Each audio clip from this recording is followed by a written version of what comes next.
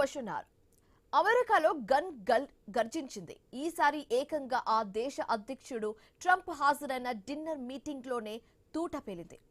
White house సమీపంలోని ఓ హోటల్లో జరిగిన కార్యక్రమంలో శ్వేత సౌధ అధిపతికే భద్రత కరువైందా? అమెరికా అధ్యక్షుడి ట్రంప్ హత్యకు కుట్ర జరిగిందా? ఎవరు చేశారు? ఎందుకు చేశారు? ఏం ఆశించి చేశారు? ఈ కోణంలోనే విచారణ జరుగుతోంది. అయితే సీక్రెట్ సర్వీస్ ఏం చేస్తుంది? తుపాకీని పేల్చాక తక్షణం నిందితుడిని అదుపులోకి తీసుకురావడం వేరు, అసలు ఆ గందరగోళం జరగకుండా నిర్వహించడం వేరు. ట్రంప్ మీటింగ్లో నిఘా వ్యవస్థ వైఫల్యం చెందిందా? ఇదే క్వశ్చన్స్ రేజ్ అవుతున్నాయి. అండ్ అలాగే పేరుకేమో అగ్రరాజ్యం, ఒక దేశాన్ని భూస్థాపితం చేసేంత చరిత్ర పటంలో నుంచి తీసివేయగలిగ ఆయుధ సంపత్తి ఉంది. కానీ ఆ దేశ అధ్యక్షుడికే భద్రత కరువైందా? సెక్యూరిటీ చెకింగ్స్ ఫెయిల్ అవుతున్నాయా? అధ్యక్షుడు పాల్గొనే డిన్నర్కు ఎవరు అతిథిలో, ఎవరు ఆహ్వానితులో, ఎవరు ఆయుధాలతో వస్తున్నారో గుర్తించలేని పరిస్థితులు అక్కడ నెలకొన్నాయా? ఎందుకు ఇలా జరిగింది? ట్రంప్ను కాపాడాం, ప్రాణాలతో బయట పెట్టారని వాళ్ళు సంతోషపడాలా, లేదా అధ్యక్షుడినే ఆగం చేస్తున్నామని సిగ్గుపడాలా? అమెరికా అధ్యక్షుడు వైట్ హౌస్ నుంచి కాలు బయట పెడుతున్నారు అంటే రాజు వేడలే అన్నట్లు ఉంది. సీక్రెట్ సర్వీస్ ఏజెంట్స్ డేగా కళ్ళ నిఘా పెట్టారు. పహారా నెక్స్ట్ లెవెల్ ఉన్నట్లు తెలుస్తోంది. ప్రతి అంగుళాన్ని చెక్ చేస్తున్నారు. కానీ షూటర్ను ముందుగా ఎందుకు గుర్తించలేకపోయారు? భద్రతా వలయాన్ని అతను ఛేదించుకుని లోపలికి వచ్చాడా? సొంత దేశ అధ్యక్షుడికే సెక్యూరిటీ కల్పించలేకపోతే ప్రపంచ దేశాల అధినేతలు అతిథులుగా వచ్చినప్పుడు వాళ్లకు భద్రత కల్పించగలరా అనే అనుమానాలు కూడా రేజ్ అవుతున్నాయి. అయితే ఈ పరిస్థితి అమెరికాకు తలవంపులు కాదా? ఇరాన్ను లేపేయడం తర్వాత, ఇరాన్ సంగతి తర్వాత ముందు దేశ అధ్యక్షుడిని లేపేయకుండా చూసుకోండి అనే సెటైర్స్ కూడా అగ్రరాజ్యం సమాధానం చెప్పగలదా?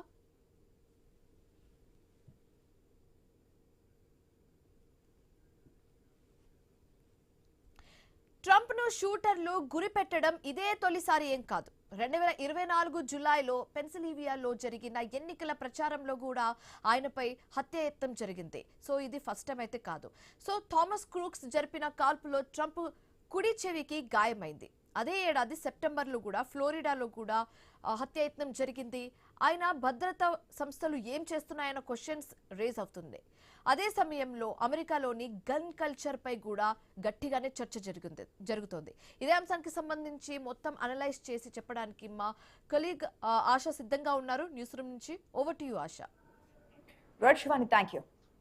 ఈరోజు మనం మొదటి వార్తలు చూస్తే కనుక ట్రంప్ ఏదైతే పార్టిసిపేట్ చేసినటువంటి డిన్నర్లో కాల్పులు కలకలం. ఎస్, ఒక ప్రెసిడెంట్ ఉన్నటువంటి కార్యక్రమంలో కాల్పులు జరపడం అనేక కోణాలు ఇప్పుడు వస్తూ ఉన్నాయి. అతనికి మతిస్థిమితం లేదని వస్తున్నాడని. ఓకే, ఒకవేళ మతిస్థిమితం లేకపోయినా ఏ విధంగా ఉన్న ఆరోగ్య కండిషన్ అనేది, ఒక ప్రెసిడెంట్ ఒక మీటింగ్లో ఉన్నారంటే అంగుళంకి ఇంచ్ టు ఇంచ్ ఎక్కడికక్కడ చెకింగ్స్ ఉంటాయి. ఆ చెకింగ్స్ ఎక్కడ వైఫల్యం చెందాయి అనేది ఇక్కడ వస్తున్నటువంటి ప్రశ్న. ఓకే, మేము ఇప్పుడు యుద్ధం నేపథ్యంలో అనేక ప్రకటనలు చేస్తున్నారు, అనేక కామెంట్స్ చేస్తున్నారు డొనాల్డ్ ట్రంప్. అమెరికా ఈ స్థాయిలో ఉంటుంది, అమెరికా చెప్పింది చేయాల్సిందే, మేము ఈ దేశాన్ని ఆక్రమిస్తాము, వెనిజులా అయిపోయింది, నెక్స్ట్ ఇరాన్ అయిపోతే టర్కీ అని చెప్పి నెక్స్ట్ ఫిక్స్ చేసుకుంటూ పోతున్నారు ఏ దేశం మీద అటాక్ చేయాలి ఏంటి అనేది. కానీ ఆ దేశంలోనే ఆ దేశ అధ్యక్షుడికి రక్షణ ఉందా అనే క్వశ్చన్కి ఆన్సర్ ఎక్కడ? ఒకవేళ వేరే దేశాల నుంచి అతిథులు వస్తారు, వారికి ఎంతవరకు సెక్యూరిటీ ఇవ్వబోతోంది? అసలు ఈ గన్ కల్చర్ ఎక్కడ స్టార్ట్ అయింది? ఇప్పుడేం కాదు, ఇంతకుముందు చెప్పిన విధంగా 2024 జూలైలో ఆ రోజు పెన్సిల్వేనియాలో ప్రచారంలో భాగంగా ట్రంప్ మాట్లాడుతున్నప్పుడు ఆయన మీద అటాక్ జరిగింది. అప్పుడు ఆయన కుడి చెవికి డైరెక్ట్ గా బుల్లెట్ దూసుకెళ్ళింది. అప్పుడు గాయమైంది, ఆయన అక్కడి నుంచి తీసుకెళ్లారు. ఇప్పుడు అధ్యక్ష హోదాలో ఉన్నప్పుడు చోటు చేసుకున్నటువంటి ఘటన. ఇప్పుడైతే ఎవరికేం గాయాలు కాలేదు. మనం ఉదయం నుంచి ఈ అప్డేట్ అనేది ఫాలో అవుతూనే ఉన్నాం. అప్డేట్స్ వచ్చిందల్లా మనం మాట్లాడుతున్నాం. అనేక మంది విశ్లేషకులతో కూడా మాట్లాడారు. కాబట్టి ఇప్పుడు చర్చ అంతా వేరే దేశాల మీద యుద్ధాలు చేయడము, లేదంటే కనుక ఆ దేశం మేము చెప్పిన మాట వినాలి, ఆ దేశం సుప్రీం లీడర్ పెట్టుకుంటాడు, మా చెప్పు చేతుల్లోనే ఉండాలి, మేము ఏది చెప్తే అది వినాలి, మేము వద్దంటే ఆపాలి, మేము కొనమంటే కొనాలి, ఇటువంటి ఆంక్షలని పెట్టిస్తున్నారు. హార్మోజ్ జలసంధి దగ్గర ఉన్నటువంటి సిచ్యువేషన్స్ ఏంటో మనం చూస్తున్నాం. కానీ ఇటువంటి భద్రత విషయంలో ఆ దేశ అధ్యక్షుడికే కరువైనప్పుడు భద్రత అనేది ఏం చేస్తున్నారు ఏంటనే క్వశ్చన్స్ అయితే రేజ్ అవుతున్నాయి. మరోపక్క ఇరాన్ సంబంధించి అని చెప్పి ఉదయం మాట్లాడుకున్నాం, కానీ ఇరాన్ సంబంధించి కాదు, ఇది కాలిఫోర్నియాకి సంబంధించినటువంటి పర్సన్. అతని మనస్థితి సరిగా లేదంటున్నారు. అవన్నీ బయటకు వస్తున్నాయి. కేఏపాల్ కూడా ఈ ఘటన జరిగినప్పుడు అదే హోటల్లో ఉన్నారని చెప్తున్నారు. ఆయన బయటకు వచ్చి కూడా మాట్లాడారు. దీన్ని మన దేశ ప్రధాని కూడా ఖండించారు. ఇది సరైన పద్ధతి కాదు, హింస అనేది ఎవరు కూడా ముందుకు తీసుకెళ్లకూడదు, నిర్బంధించాల్సిందే అంటూ కూడా ఆయన కూడా ప్రధాని కూడా ట్వీట్ చేసినటువంటి సందర్భం మనకు కనిపించింది. అయితే మాట్లాడదాం అసలు ఏం జరుగుతుంది ఏంటి. అధ్యక్షుడికే రక్షణ లేకుండా పోయిందా? ఇది ప్రపంచ దేశాల ముందు ఏ విధంగా ఉండబోతోంది? భవిష్యత్తులో ఇంకా అత్యంత భద్రత కావాలని చెప్పి ట్రంప్ చెప్తున్నారు. అత్యంత భద్రత ఇన్ ద సెన్స్ ఇంకే విధంగా ఉండాలి? మాట్లాడదాం. మనతో పాటు డిబేట్ లో పార్టిసిపేట్ చేస్తున్నారు అందే Satyam garu, political analyst. At the same time Bandaru Rammohan Rao garu కూడా జాయిన్ అవుతున్నారు, పొలిటికల్ అనలిస్ట్. నమస్తే అండి, welcome to the show. First Satyam garu నమస్తే అండి. నమస్తే. సత్యం గారు, ఎట్లా చూడాలి ఈ మధ్యన మనం ట్రంప్ గురించి మాట్లాడుతున్నప్పుడు ఈ దేశాల మీద అటాక్ చేయడం కానీ, లేదంటే వెనజువేలాలో జరిగినటువంటి సిచ్యువేషన్స్, ఇరాన్ మీద జరిగినటువంటి అటాక్స్, వీటి గురించి మాట్లాడుతున్నాము. ఆయన చేసేటువంటి కామెంట్స్, యుద్ధంలో తీసుకునేటువంటి నిర్ణయాలు, తీసుకునేటువంటి యూటర్న్స్, వీటి గురించి మాట్లాడుతున్నాం. ఇప్పుడు 2024లో జరిగిన అటాక్ గురించి ఆనాడు ప్రస్తావించాము. ఏం జరిగింది ఏంటి అనేది మాట్లాడాము. అది కావాలని చేసుకున్నారా, ఎలక్షన్స్ టైం కాబట్టి ఒక విధమైనటువంటి సానుభూత, ఇదంతా పక్కన పెడితే ఇప్పుడు అధ్యక్షుడు హోదాలో ఉన్నప్పుడు పక్కన ఇరాన్ తో అంత అంటే సీజ్ ఫైర్ గురించి మాట్లాడటము, మళ్ళీ హార్మోజ్ గురించి మాట్లాడటము, మేము మూసేస్తాం మా బలగాలన్నీ అక్కడ ఉన్నాయంటూ వార్నింగ్స్ ఇస్తున్నటువంటి తరుణంలో ఈ కాల్పుల ఘటనను ఏ విధంగా చూడాలంటారు? ముందుగా వ్యక్తిగతంగా కానీ లేదా సైద్ధాంతిక వైరుధ్యంతో సత్యం గారు ఆడియో మ్యూట్ లో ఉన్నట్టుంది సార్, ప్లీజ్. లేదండి, మాకు వినొస్తుంది. ఆశగా మాకు వినొస్తుంది. చెప్పండి సార్. మీ దగ్గరే ఫాల్ట్. వినపడుతుందా? హలో, నాకు వినొస్తుంది సత్యం గారు. నమస్తే. అదే అదే అదే hello PCR audio hello. Please. అక్కడే 10:30 కాల్ కూడా నాకు అట్లాగింది. 10:30 నేను ఓకే, ఒక్కసారి చెక్ చేస్తున్నారు, ఒక్కసారి చెక్. సత్యం గారు ఒకసారి మాట్లాడండి. హలో హలో హలో చెప్పండి సార్. ఇప్పుడు వ్యక్తిగత వైరుధ్యమైన, దేశాల వైరుధ్యమైన, రాజకీయ వైరుధ్యమైన స్వదేశంలో ముందు అసలు ఒక వ్యక్తి మీద హత్యా ప్రయత్నం చేయటం అనేటువంటిది హ్యూమన్ బీయింగ్ గా మనం ముందు ఖండించాలి. బద్ధ శత్రువైన జరి హత్య చేసి ఆలోచనలు నిర్మూలిస్తాం అనేది కరెక్ట్ కాదు. అది నెంబర్ 1. తర్వాత ఇది 4వసారి ట్రంప్ మీద హత్యా ప్రయత్నం జరిగేది. 4వసారి 2016లో ఒకసారి జరిగింది, 2024లో 2 సార్లు జరిగింది, 3 సార్లు అయిన తర్వాత ఇది 4వసారి. తర్వాత మరొక అంశం ఏంటంటే, ఈ హత్యా ప్రయత్నం చేసిన అతను ఏదైనా ఇతర దేశానికి స్లీపర్ సెల్లా, లేకపోతే ఇనిషియల్ రిపోర్ట్స్ ఏమొస్తున్నాయంటే డెమోక్రటిక్ పార్టీతో సంబంధం ఉంది, తర్వాత ట్రంప్ మీద పోటీ చేసిన ఆవిడకు $25 సందా ఇచ్చినట్టు కూడా ఉంది అని చెప్పేసి ఇప్పుడు కాలిఫోర్నియాలో ఉన్నటువంటి తన ఇంటిని సోదా చేస్తుంది FBI. కాబట్టి అది అట్లా రాజకీయ వైరుధ్యంతో చేసినటువంటి ఇదా, అయితే మరొక పార్టీ ప్లాన్ కాకుండా ఇతనే ట్రంప్ యొక్క యాక్షన్స్, దేశాధ్యక్షులను ఎత్తుకెళ్ళటం, దేశాలను స్మార్ట్ చేయటం, అనేక దేశాల్లో అనేక గ్రూపుల మీద దాడులు చేయటం, ఇవన్నీ జరుగుతున్నాయి. అటువంటి ఏదైనా అసలు ఈ ప్రాసెసే కరెక్ట్ కాదు ట్రంప్ చేసేది అని అమెరికానే దీన్ని వ్యతిరేక అభిప్రాయం కలిగి ఉండి చేశాడా అంటే, ఇప్పుడు థామస్ అనిల్ అనేటువంటి అతనికి దేని ఆధారంగా ఈ పని చేశాడు, ఇతను అమెరికనైనా స్లీపర్ సెల్లా లేదా ఇంకేదైనా ఉందా అనేటువంటిది మనకు మరొక 24 గంటలుగా అయితే తెలిసేటువంటి అవకాశం ఉంది. ఒక విషయం మనం గమనించాల్సింది ఏమిటంటే, మన యాక్షన్కు రియాక్షన్స్ ఉంటాయి. వ్యక్తిగతంగా మనం కానీ, ఒక దేశం కానీ, ఒక దేశాధ్యక్షుడు కానీ, మన యాక్షన్స్కు రియాక్షన్స్ ఉంటాయి. ట్రంప్ చేసేటువంటి యాక్షన్స్కు రియాక్షన్స్ స్వదేశంలో డెమోక్రటిక్ పార్టీని అణిచేయడం, డెమోక్రటిక్ పార్టీ వ్యక్తులకు నష్టాలు చేయటం, తనతోటి విభేదించినటువంటి వ్యక్తులకు నష్టాలు చేయటం. ఉదాహరణకు ఎలాన్ మస్క్ తన నుంచి విడిపోయిండు.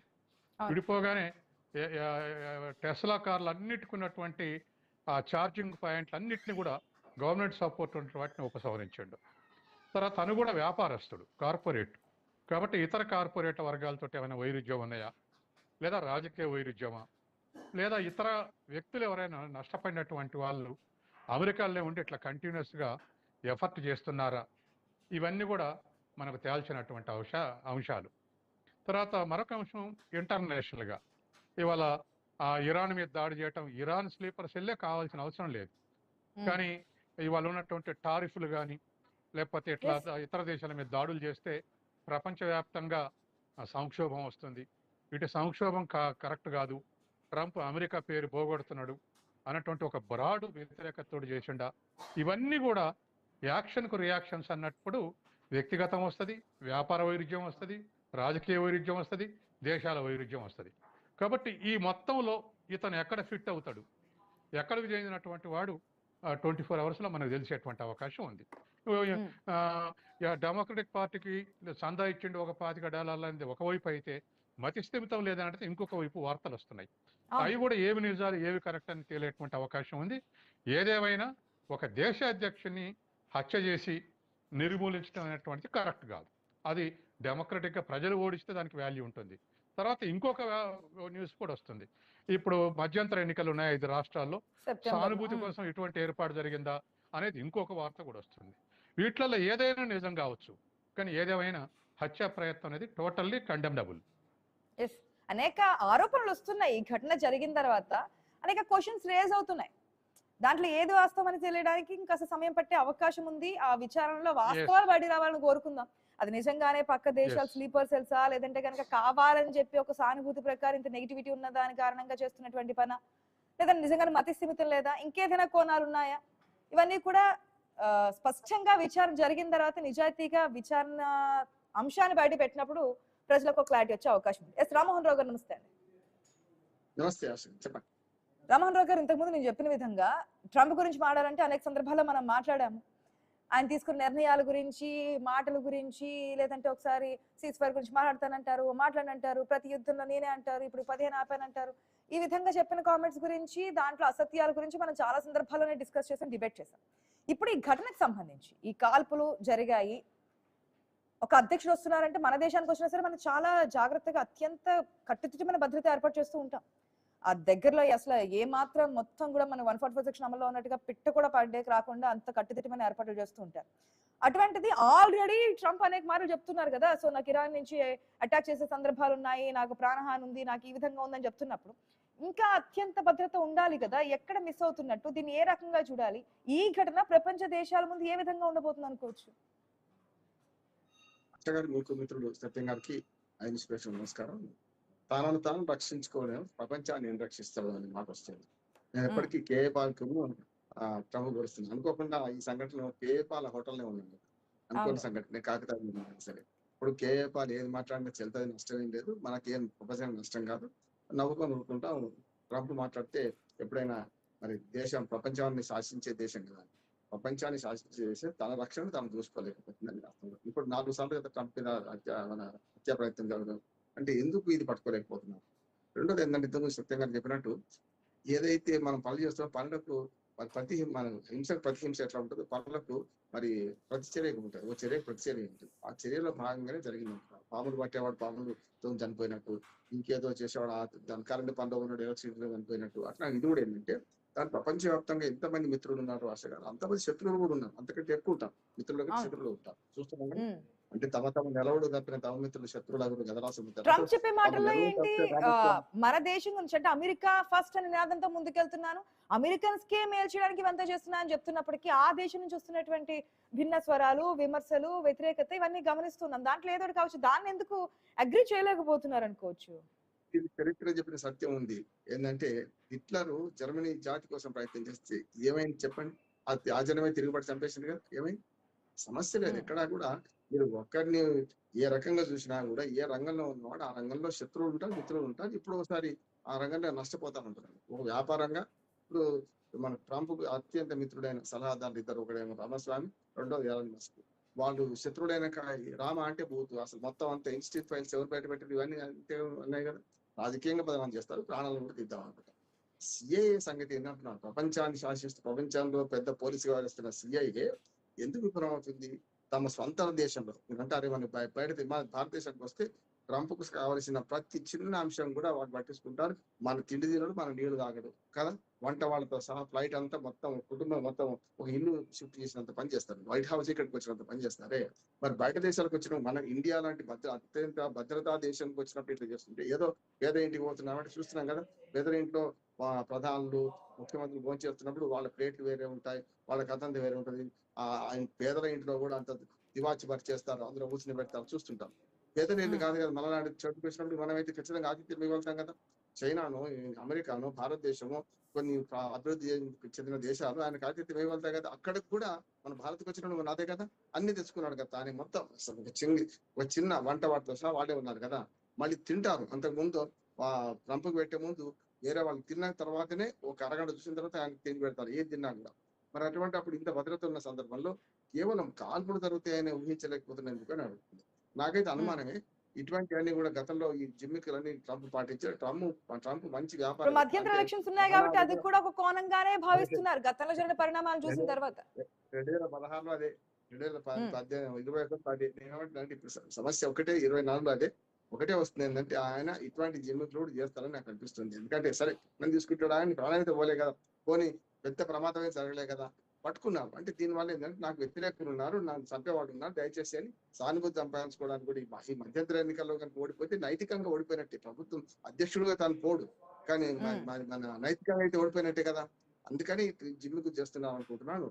అంతేందుకు ప్రపంచవ్యాప్తంగా ఒక పేరున్న ఈ సంస్థ ఎందుకు ఇది ఒక్కటే కాదు, ఇరాన్ కి కానీ ఇది ఒక జిమ్మిక కింద, లేదంటే తన యొక్క మీద, అంటే తన మీద ఉన్నటువంటి వ్యతిరేకత భావం కాస్త సానుభూతిగా మార్చుకోవడానికి చేసే ప్రయత్నం కింద చూస్తే ఈ ఘటన ప్రపంచ దేశాల ముందు పరువు కోల్పోయే పరిస్థితి ఉండదంటారా? అంటే తనను మాన ధర్మం లేదని ఉంటున్న సామెత. ప్రపంచం అమెరికా ఇజ్జతమైన సరే కానీ తాను బతకాలి, తాను గెలవాలి. అదే మొండివాడు ఎటువంటి అంటే ఇటువంటి పనులు చేస్తుంటారు. తాను గెలవడం ముఖ్యం. అమెరికా పరుగు పోయిందా, అమెరికా పరుగు పోలేదా తర్వాత ఇప్పుడు ఏదైనా సమర్థించుకోగలుగుతాడు. కింద పడ్డా మీద పడ్డా నాదే పై చేయని ట్రంప్ ఏదైనా సమర్థించుకోగలుగుతాడు. తన పరువు మొత్తం అమెరికా పరుగు పోయిందని ఎందుకు అనుకుంటున్నాడు అంటే అనుకుంటలేదు కనుకనే. మిగతా వాళ్ళకి అనుకునే వాళ్ళైతే అది వేరే ఉంటుంది, అట్లా అనుకుంటున్నాడు. రెండోది ఏంటంటే ఇప్పుడు ఇరాన్ శక్తి సామర్థ్యాలను కూడా సరిగ్గా అంచనా లేకపోతే భద్రతా దళాలు కానీ లేకపోతే సిఐఏ కానీ చూశాం కదా. డియో గార్సియా దాకా 4000 కిలోమీటర్లు కొట్టగలుగుతారు అనుకున్నారా? అసలు ఇన్ని రోజులు యుద్ధం సాగుతుంది అనుకున్నారా? కొంచెం ఊహించండి. యుద్ధం మొదలైన తెల్లారే ట్రంప్ మాట్లాడుతూ కనీసం 3 వారాలు నడుస్తాను, ఇప్పుడు 8 వారాలుగా వస్తుంది. ఇంకేమున్నది మరి? ఇంకో 4 రోజులకి 8 వారాలు అయిపోతుంది. ఈ 8వ వారం నడుస్తుంది, అయిపోతుంది కూడా. కనుక సిఐఏ విఫలమవుతుంది. రెండోది ఇంత పెద్ద సంస్థ ఉన్న అది కూడా ఎక్కడ గెలిచింది కనుక అమెరికా పక్కన పెట్టండి, దీని మీద కాల్పు పక్కన పెట్టండి. మనకు ఏదైనా వియత్నాం నుంచి మొదలుకొని ఆఫ్ఘనిస్తాన్ మొదలుకొని అంతకుముందు ఇరాక్ మీద దాడి చేసి సద్దాం హుసేన్ చంపింది మొదలుకొని ఇవాళ ఇరాక్ మీద దాడుకొని ఎక్కడన్నా అమెరికా నెగ్గి వచ్చిందా? పలాయనవాదమే కదా. అమెరికా ఎప్పుడు కూడా పలాయనం చిత్తగించింది తప్ప ఎక్కడ కూడా గెలిచి రాలేదు అనుకున్నాను. చేస్తారు పెద్దన్న పాత్రగా మొత్తం అంత బెదిరిస్తారు, రకరకాలు చేస్తారు. చూస్తున్నాం కదా, ఎక్కడ పోయి కాళ్ళ బేరానికి వస్తున్నారు. ఇక్కడ కూడా అంతే అంటున్నాను. ట్రంప్ వ్యవహార శైలి వేరు. ఒకనాడు ఈ కెన్నడీనే హత్య చేసిన దేశం అది. కానీ అధ్యక్షురాలకు ఎంత భద్రత ఉందో అంత థ్రెట్ కూడా ఉంటుంది అనుకున్నాం. ఏం లేకుండా బయటకు వెళ్ళకుండా మొత్తం ఐరన్ రూమ్ బెదిరించుకొని మొత్తం బుల్లెట్ ప్రూఫ్ ఉంటుంది. లోపలెక్కడ కూర్చుంటుంది తప్ప ఈ అధ్యక్షుడు బతకడనే పరిస్థితి వస్తుంది కదా. ఆనాడు కెన్నడీ నుంచి వాళ్ళు ట్రంప్ మీద హత్య ప్రయత్నం, వాళ్ళు చూస్తే చాలా మంది అధ్యక్షుల మీద హత్య ప్రయత్నం జరిగింది. కొత్త కాదు, మొదలు కూడా కాదు అంటున్నాను. దీన్ని ఎందుకు మరి ఎప్పుడు కూడా శత్రువులు పెంచుకుంటే ఎవరికైనా థ్రెట్ అంటున్నాను. ఇంత బయట శత్రువులు ఉన్నారు ఉన్నప్పుడు ఏం చేయాలి? సమయంలో పాటించాలి. శత్రువులు కూడా మిత్రులు చేసుకుని ప్రయత్నం చేయాలి. బయట దేశాల ప్రమేయం ఉందని నేను అనుకుంటలేను. ఇందులో ఇంతకుముందు సత్యంగా ఉంటూ వాటిని పిచ్చుకోవడానికి కావాలి. ఇప్పుడు ఎంక్వైరీ చేస్తే తెలుస్తుంది కదా, మనిషి అయితే ఉన్నాడు కదా, ఏ రకంగా చేస్తే అయిపోతుంది. చాలా వరకు మనం మాట్లాడుకున్న పాయింట్ ఏదైతే ఉందో, కావాలని చెప్పి ఒక సానుభూతి క్రియేట్ చేయడానికి గతంలో చేసిన మాదిరిగా చేస్తే కనుక అది బయటకు వచ్చే సిచ్యువేషన్ ఉందా అనేది. అధ్యక్షుడిగా ఆయనే ఉన్నారు, ఆ విచారం తర్వాత ఎంతవరకు బయటకు వస్తుంది అనేది ఒక పెద్ద ప్రశ్నే కదా. ఏమంటారు సత్యం గారు, ఎంతవరకు బయటకు వచ్చే అవకాశం ఉంది? At the same time gun culture సంబంధించిన అభిప్రాయం ఏంటి? విపరీతంగా పెరిగిపోతుంది. సిఐఏ కానీ ఎఫ్బిఐ కానీ దాచిపెడితే తప్ప అది బయటకు వచ్చేటువంటి అవకాశాలు ఎక్కువ. గాయపడో లేకపోతే మన సెన్సర్ లేకున్నటువంటి పరిస్థితిలో ఉంటే అది వేరే విషయం. కానీ అతనికి దెబ్బలేం తగలే, గాయాలు తగలే, కట్టి పడేసి ఉంచారు. కాబట్టి అతను చెప్పడం కష్టమేం కాదు. అతను డిస్క్లోజ్ చేసినటువంటి విషయాలు ఏదైనా డైవర్ట్ చేయడానికి దాచిపెడితే తప్ప సిఐఏ ఏదైనా చేయగలుగుతుంది. అసలు నిజాలు దాచిపెట్టి ఇంకోటి ప్రచారం చేసే అవకాశం ఉంది. అమెరికా చరిత్రలో అబద్ధాలే ఎక్కువ ఉంటాయి నిజాల కన్నా. ఎందుకంటే ఇరాక్లో జీవాయుధాలు ఉన్నాయని దాడి చేసినాం అన్నారు, ఆ తర్వాత అవేం లేవని తెలిసిన తర్వాత బుకాయిస్తారు. ఇరాన్ అణుబాంబులు తయారు చేస్తుంది, మేకింగ్లు ఉందన్నారు. ఇప్పుడు ఆ అణుబాంబులు లేవు. తర్వాత మన ఖొమేనీని హత్య చేస్తే మొత్తం సరెండర్ అవుతుంది అనుకుంటారు. అవి రెండో తప్పే అని తేలింది. కాబట్టి ఎక్కడైనా అబద్ధాలు ముందు అబద్ధాన్ని వ్యాపింపజేసి ఆ తర్వాత కథ మొదలు పెడుతుంది. కాబట్టి ఇవాళ ఈ ఇన్సిడెంట్లో కూడా అతను డిస్క్లోజ్ చేసే విషయాలు ఏవి బయటికి చెప్పకుండా మరికొన్ని విడుదల చేసి వాటిని హైడ్ చేసేటువంటి అవకాశం ఉంది.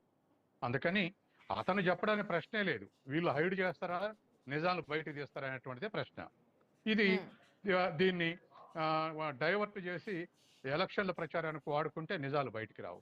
అట్లా కాదు, నిజమే చెప్పుదాం, ఇది నిజం చెప్పాల్సిన అవసరం ఉంది అనుకుంటే అప్పుడు బయటకు వచ్చేటువంటి అవకాశం ఉంది. కాబట్టి ఎప్పుడు కూడా అమెరికా ప్రచారాన్ని నమ్ముకోదు, ప్రాపగాండాన్ని నమ్ముకుంటుంది. అంటే అబద్ధాలను ప్రచారం చేయడం నమ్ముకుంటుంది, లేదా విషయాన్ని ఎక్కువ చేసి తక్కువ చేసి చెప్పడాన్ని ఎన్నుకుంటుంది, అసలు విషయం చెప్పదు. కాబట్టి ఇవాళ ఉన్నటువంటి పరిస్థితుల్లో అమెరికా స్థితిగతులు అవి. దానికి అతీతంగా FBI కానీ లేకపోతే CIA కానీ భిన్నంగా వ్యవహరిస్తుందని నేను అనుకోను. అందులో వీటిని ప్రచారం చేసి ప్రచారంలో పెట్టేదే CIA, రకరకాలుగా ప్రచారంలో పెట్టేదే CIA. కాబట్టి వీటిని కూడా రేపు ఎన్నికల కోసం అబద్ధాలు చెప్పి వాడుకుంటుందా, నిజాలు చెప్పి ప్రపంచం మొత్తానికి ఇది జరిగిన సంఘటన చెప్తుందా? ఆ వ్యక్తి ఎవరు ఇన్స్పైర్ చేశారు, ఎవరు ఇన్స్పిరేషన్ తోటి చేశారు? ఇప్పుడు అంతర్గత ఎలక్షన్లు ఉన్నాయి కాబట్టి డెమోక్రటిక్ వాళ్ళే చేయించారు అనే అవకాశం ఎక్కువ ఉన్నాయి. ఎందుకంటే ఇతర దేశాలతో ఉన్నటువంటి వైరుధ్యాలు పెద్దగా లేవు. ఇరాన్ తోటి కూడా ఇప్పుడు శాంతి చర్చలనే ఉన్నారు. కాబట్టి ఖచ్చితంగా ఇతను డెమోక్రటిక్ పార్టీకి చెందినటువంటి వ్యక్తి. కానీ ఇతర దేశాలతో ఉన్నటువంటి అది గ్యాప్ అనుకోవచ్చు, అది ఇంతవరకు వస్తుంది అనుకోవచ్చు సత్యం గారు. అంటే ఒక పర్సన్ వచ్చి షూట్ చేసి చంపేసేంత వరకు అట్టగాదమ్మా. ఇతర దేశాలు ఎవరు కూడా ఆర్గనైజ్ చేసి చంపేయమని చెప్పవు. కానీ ఇతర దేశాల్లో ఉన్నటువంటి గ్రూపుల మీద దాడి చేస్తుంది అమెరికా. ఇవాళ ఒమాన్ల హైతల మీద దాడి చేస్తుంది, హిజ్బుల్లాల మీద దాడి చేస్తుంది, తాలిబాన్ల మీద దాడి చేస్తుంది, హర్మాజ్ అనేటువంటి దాన్ని ప్రోత్సహించి. ఇట్లా ఇతర సంస్థల మీద కూడా దాడి చేస్తుంది. సో ఆ సంస్థ ఫండింగ్ ఉన్నటువంటి వ్యక్తి దాడి చేయడం అనేటువంటి గ్యారంటీ ఏముంది? లేదా అమెరికాలోనే అణిచివేస్తుండు. ఇవాళ యూనివర్సిటీ అంత మంచి డెమోక్రటిక్ కంట్రీలో భిన్నాభిప్రాయం ప్రకటిస్తే గత ఏడాదిగా యూనివర్సిటీ ఉన్నటువంటి వాళ్ళను టీసీ ఇచ్చి బహిష్కరిస్తుండు, దేశ బహిష్కారం చేస్తుండు. ఎక్కడ జరిగినటువంటి డిబేట్ అమెరికన్ యూనివర్సిటీలో జరుగుద్ది. కానీ డిబేట్ జరగడానికి వీల్లేదు, అమెరికాకు వ్యతిరేకంగా మాట్లాడటానికి వీల్లేదు, ట్రంప్కి వ్యతిరేకంగా మాట్లాడటానికి లేదు. అట్లా మాట్లాడిన వాళ్ళని బయటకు పంపించేస్తుండు. ఇంత నియంతృత్వం అమెరికాలో మనం గతంలో చూడం. కాబట్టి భిన్నాభిప్రాయానికి నెలవైనటువంటి అమెరికాలో ఒకే అభిప్రాయం ఉండాలి, అది ట్రంప్ అభిప్రాయం ఉన్నటువంటి ఒక నియంతలాగా ప్రవర్తిస్తుండు. కాబట్టి అట్లా కూడా వ్యతిరేకించేటువంటి అన్డెమోక్రటిక్ వ్యవహరించేటువంటి సంస్థల నుంచి కూడా ఇటువంటి ప్రమాదం పొంచి ఉంటుంది. కాబట్టి ఇప్పుడు మిత్రుడు బండారు రామారావు నేనన్నా యాక్షన్కు రియాక్షన్ ఉంటుందంటే అతని యాక్షన్ వల్ల ఒక దేశం హర్ట్ అయి ఉండొచ్చు, ఒక దేశ ఉగ్రవాద గ్రూప్ హర్ట్ అయి ఉండొచ్చు, ఒక దేశంలో ఇండివిజువల్ హర్ట్ అయి ఉండొచ్చు, లేదా వ్యాపార భాగస్వాములుగా అణిచేశాడు, అటువంటి భాగస్వామి సానుభూతి పడు కావచ్చు, ఎంకరేజ్మెంట్ తోటి ఉండొచ్చు. కాబట్టి ఇవన్నీ కూడా ఇవాళ పాలుని మనం పెద్ద విలువేమం, కానీ అక్కడి నుంచి ఒక విలువైన మాట మాట్లాడిండు.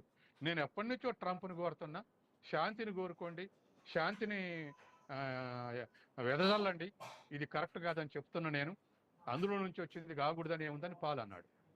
ఒక మాట అతన్ని మన తెలుగుదేశం నుండి మాట్లాడితే అతన్ని వ్యంగ్యంగా చూస్తాం, కానీ ఇప్పుడు హిల్టన్ హోటల్ నుంచి అనుకోకుండా అక్కడ ఉన్నటువంటి మనిషి ఆ మాట మాట్లాడండి. కాబట్టి ఖచ్చితంగా ఇటువంటి యాక్షన్స్ నుంచి రియాక్షన్స్ ఉండేటువంటి అవకాశం ఉంది. ఏదేమైనా మనకు 24 గంటలు 48 గంటలు నిజాన్ని CIA బయటకు చెప్పుద్దా లేదా డైవర్ట్ చేసి చెప్తుందని మనం వేచి చూడాల్సిందే. ఓకే, ఎస్ రామ్మోహన్ రావు గారు, గన్ కల్చర్ సంబంధించి ఏమంటారు? ఇదే ఫస్ట్ టైం ఏం కాదు కదా మనకి US లో గన్ కల్చర్ సంబంధించి విపరీతంగా పెరిగిపోతుంది, ఏమంటారు?